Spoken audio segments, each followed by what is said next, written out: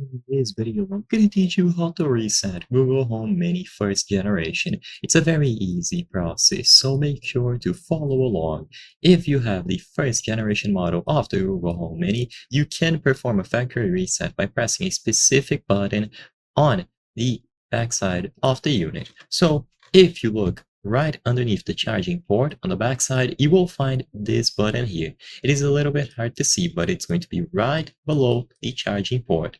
All that you have to do is press this button down for a few seconds. So hold it down for a few seconds. What this is going to prompt is a voice line. So if you have the audio set up on your Google Home first generation, you will listen to it asking you if you would like to reset. All that you have to do from this point forward is to keep holding the button.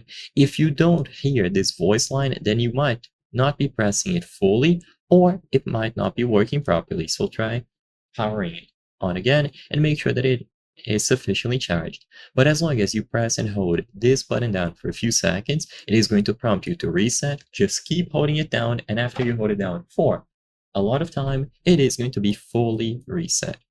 If you have the second generation model, then the process will be different. For the second generation of the Google Home Mini, first you will have to set the microphone to the off position. So make sure that you disable the microphone and then press and hold on this area. So instead of using the backside, you will put your finger over here at the top where you see the LEDs. But this is only for the second generation. For the first generation, you will use this reset button below the main unit. So I hope I was able to help you.